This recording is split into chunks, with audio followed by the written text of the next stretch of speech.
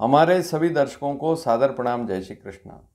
मेरे पास यहाँ पर एक वीडियो पर कमेंट आया है और वीडियो भकुट दोष से संबंधित है और उस पर एक कमेंट आया है कि कर्क राशि और धनु राशि आपस में विवाह कर सकते हैं या नहीं। तो भकुट दोष के संदर्भ में आज बात करेंगे और क्या कर्क राशि वाले धनु राशि से विवाह कर सकते हैं या धनु राशि वाले कर्क राशि से विवाह कर सकते हैं। अब यहाँ पर सबसे पहली बात तो यह समझ लेवें कि चाहे कर्क राशि लड़की की हो चाहे कर्क राशि लड़के की हो, इसी प्रकार से धनु राशि भी लड़की की भी हो सकती है, लड़के की भी हो सकती है। तो इसे आप ज़रूर नोट कर लें। दोनों में से कोई भी हो सकता है, जैसे कर्क राशि की लड़की है और धनु राशि का लड़का है, या कर्क राशि का लड़का है धनु राशि की लड़की है। तो इस मिलान में कोई दोष तो नहीं, यह प्रश्न है। तो सबसे पहले तो एक बात समझ लेवें, यहाँ एक चार्ट भी है, इससे भी आप समझ सकते हैं। राशियों का क्रम यहाँ पर दिया गया है, सभी राशियाँ लिखी गई है मेष से लेकर मीन तक। अब यहाँ पर इस चार्ट में देखें कि कर्क राशि का स्वामी चंद्रमा है और धनु राशि का स्वामी गुरु ग्रह है। धनु का स्वामी गुरु और कर्क राशि का स्वामी चंद्रमा। अब ज्योतिष में क्या लिखा है इसको भी समझें। चंद्रमा जो है वह गुरु को सम मानता है, मित्र नहीं मानता है, सम मानता है, और गुरु चंद्रमा को मित्र मानता है। लेकिन जब गुण मिलान करेंगे तो 5 में से 4 गुण तो यहाँ पर मिलेंगे ही। तो यूँ मानकर चलें कि राशि मित्रता तो कर्क और धनु में है ही। अब कर्क से धनु तक अक्सर हम गणना करते हैं तो छठी राशि पड़ती है, कर्क सिंह कन्या तुला वृश्चिक धनु। तो कर्क से गणना करेंगे धनु तक तो छठी राशि पड़ेगी धनु, और धनु से अगर कर्क तक गणना करेंगे तो 8वीं राशि पड़ेगी धनु, मकर, कुंभ, मीन, मेष, वृषभ, मिथुन, कर्क। इसे षडाष्टक भकुट दोष कहा जाता है। लेकिन मैंने कई बार अपने वीडियो में समझाया है कि जहाँ राशि मित्रता हो, और राशि मित्रता अर्थात जब आप अष्टकूट चार्ट देखते हैं तो उसमें तो भकुट दोष अवश्य बताया जाएगा।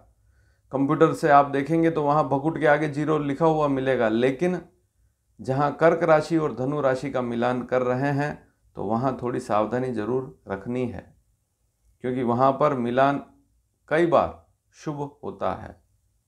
अब इसमें कुछ बातें हैं, उनको समझना भी जरूरी है। केवल राशि से मिलान देखकर हम विवाह कर लेते हैं तो यह स्थिति भी ज्योतिष शास्त्र में अगर देखें तो यह स्थिति पूर्ण रूप से ठीक नहीं है। इसको हम 40% मानकर चलते हैं। 60% कुंडली मिलान को देखना भी बहुत ज़रूरी है।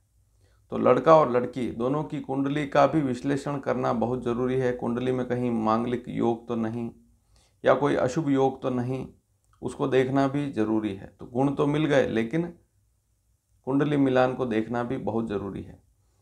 लेकिन कर्क और धनु राशि में जब भी मिलान करते हैं तो जो गुण आपको कंप्यूटर से प्राप्त होते हैं, ध्यान से इस विषय को समझें।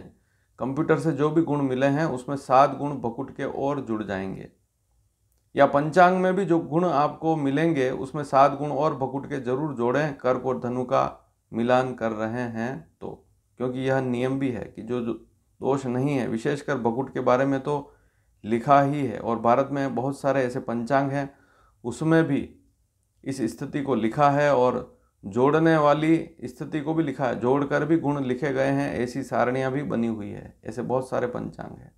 तो इस विषय को समझना बहुत ज़रूरी है कि इन राशियों में भकुट दोष नहीं लगता है। लेकिन नाड़ी को देखना भी बहुत ज़रूरी है, क्योंकि बहुत सी बार नाड़ी दोष आ जाता है, उसके कारण मिलान को छोड़ना पड़ता है। तो कर्क और धनु में यह भी देखें कि कहीं नाड़ी दोष तो नहीं हो रहा है। तो यहाँ पर एक बात और नोट करें, लड़की का, अब यहाँ लड़की की बात हो रही है। लड़की की कर्क राशि है, पुनर्वसु नक्षत्र है, ध्यान से समझें इस विषय को।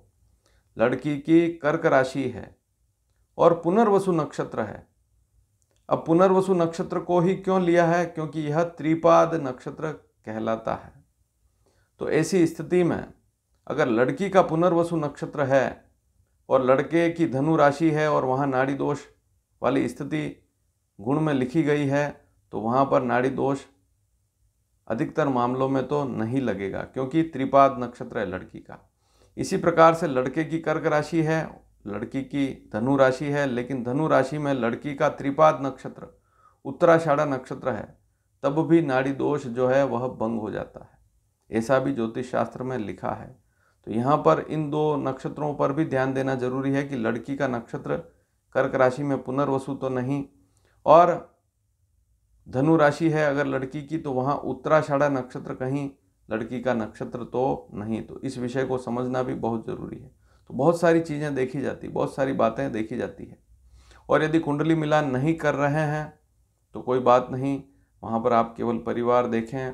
गुण मिलान, कुंडली मिलान नहीं करना है, केवल परिवार देख रहे हैं तो परिवार का पूरा पता करें। वैसे भी विवाह कर सकते हैं, कोई समस्या वाली बात नहीं है, लेकिन परिवार को ध्यान से देखें। दोनों ही स्थिति में परिवार को तो आज के समय में देखना ही पड़ेगा, लेकिन फिर भी गुण मिलान की तुलना में कुंडली मिलान को देखना ज़्यादा जरूरी है। वहाँ मांगलिक कोई योग तो नहीं है या कोई अशुभ ग्रह तो नहीं है, उसको समझना भी बहुत ज़रूरी है। तो कुल मिलाकर निष्कर्ष यही निकलता है कि कर्क और धनु, इसमें मिलान को देखा तो जा सकता है, लेकिन परिस्थिति क्या है, कौन सा नक्षत्र है, गुण कितने मिल रहे हैं, कहीं नाड़ी का दोष तो नहीं है। फिर उसके बाद कुंडली मिलान को देखना भी जरूरी है। हालांकि कर्क और धनु में मित्रता है। तो वीडियो कैसा लगा, अच्छा लगा हो तो अधिक से अधिक शेयर करें, और इससे संबंधित और कोई प्रश्न है तो आप कर सकते हैं। आने वाले समय में यदि आपका प्रश्न अच्छा लगा तो उसे वीडियो के माध्यम से समझाया जाएगा। धन्यवाद। जय श्री कृष्ण।